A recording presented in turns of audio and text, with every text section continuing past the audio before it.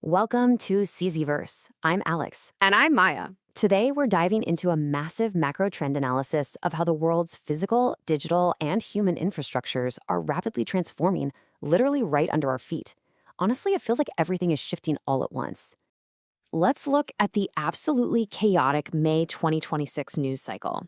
We really have to ask, what happens when a physical war blockades the digital world? It's absolute chaos, and we're seeing the limits of our legacy systems being stress-tested in real time. So here is our roadmap for today's explainer. Number 1, the Strait of Hormuz choke point. 2, NATO fractures. 3, AI in the labor market. 4, generative AI defamation. 5, Web3 infrastructure. And 6, global health and culture. We promise you a cohesive narrative today that actually connects Middle Eastern geopolitics directly to California labor laws and decentralized finance. All right, let's just jump right into section 1, the Strait of Hormuz, choke point, and Iran's digital blockade.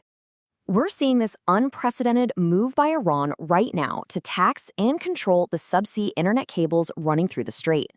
And to put the sheer scale of this threat into perspective for you, $10 trillion. That is the estimated value of daily financial transactions flowing through global internet traffic on these specific subsea cables. I mean, it's the absolute lifeblood of the global economy.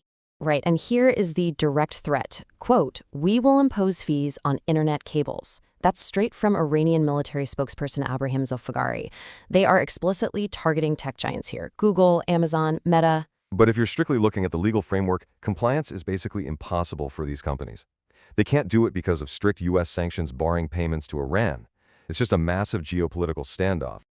Which naturally brings us to Section 2, NATO fractures, geopolitical safety nets unravel. As physical borders and economic corridors are being contested, the geopolitical safety nets we've relied on for decades are just coming apart, stemming heavily from the U.S.-Israel-Iran war. For example, the Pentagon just announced they are withdrawing 5,000 U.S. troops from Germany. And this drawdown comes directly on the heels of German Chancellor Friedrich Merz commenting that the U.S. was, quote, humiliated by Iran. And the fractures go well beyond Germany, too. Spain is actively refusing the U.S. access to 2 joint military bases in the south. Meanwhile, UK Prime Minister Keir Starmer publicly distanced the UK, declaring flat out, "This is not our war." We're literally watching key European allies actively distancing themselves from American foreign policy. It's putting an unprecedented, truly historic strain on the NATO alliance. Moving over to Section 3, AI and the labor market. California's urgent safety net. So we're shifting our focus here from physical borders to the human labor frontier. California Governor Gavin Newsom just signed a first-of-its-kind, highly aggressive AI executive order. The state is moving at lightning speed on this. Within 90 days, the Labor and Workforce Development Agency and GoBiz have to deliver a full labor disruption analysis. Within 180 days, they need concrete recommendations for revising the WARN Act. And by October 15, 2026, a comprehensive review of how collective bargaining addresses new tech. Exactly. They are urgently trying to analyze AI-driven layoffs and the resulting skill gaps before things get out of hand. And look at the radical alternative safety nets California is formally proposing to protect displaced human workers. We're talking mandatory severance standards, employment stability payments, worker ownership structures, and even exploring universal basic capital. You guys, this isn't theoretical anymore. This is actual policy being written. Let's zoom in to a micro-level example of this AI disruption in Section 4, generative AI defamation, the corporate legal threat. Because the corporate legal threat is already here, highlighted perfectly by a recent JP Morgan defamation lawsuit, quote, "a daily living nightmare." That is how investment banker Lorna Hutchini described the fallout in her countersuit against a former colleague. She alleges that he entirely fabricated AI-generated memes that completely ruined her professional standing and caused severe mental harm. Wow. And she even claims it was part of a common pattern and scheme he used at other Wall Street firms. The tech is just moving way, way faster than HR or the legal system can handle right now. Let's pivot to Section 5, Web3 infrastructure, the quiet evolution. We're bringing it back to the crypto market. Everyone out there is so distracted by sideways price action, but massive structural infrastructure changes are quietly shipping right now. Unlike the legacy internet, which, as we've seen, is incredibly fragile, centralized, and deeply vulnerable to physical choke points like the Strait of Hormuz, Web3 infrastructure is structurally maturing. We're talking decentralized Ethereum L2s, Zcash privacy protocols, and zero-knowledge proofs.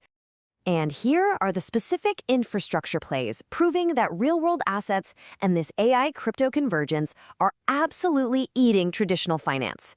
Variational just raised $50 million to build real-world asset derivatives. Hyperliquid is now generating an insane 43% of all on-chain fees. Ethereum is rolling out EIP 7928 for parallel execution. Yup, and Polymarket's upcoming L2 is utilizing ERC 1155 NFTs as financial primitives. The underlying rails of this space are getting seriously robust. Finally, Section 6, Global Health and Culture, a world in transition. We are wrapping up this crazy news cycle by looking at the systemic health and cultural shocks that are cementing this whole theme of shifting foundations. We've got a fresh CDC health update regarding a 2026 multi-country hantavirus cluster linked to a cruise ship. The agency is urgently calling for rapid containment, which just adds yet another layer of stress to our global systems. And over in our cultural landscape, we are seeing major milestones that truly underscore this feeling of an era coming to a definitive end. Stephen Colbert just concluded his decade-long run on The Late Show, and tragically, two-time NASCAR Cup Series champion Kyle Busch has passed away at the age of 41. So, pulling it all together, our macro trend analysis paints a pretty clear picture. Every single sector is being forced to adapt to unprecedented stress. In geopolitics, we're moving from a highly centralized NATO alliance to a fractured multipolar defense reality. In technology, we are shifting away from vulnerable subsea cables to decentralized Web3 and on-chain privacy. And in human labor, traditional corporate roles are giving way to AI safety nets and universal basic capital. We want to leave you with this final, provocative thought to chew on. As the old infrastructure fractures, who will actually control the new foundations? Thank you for watching. Please like and subscribe the channel.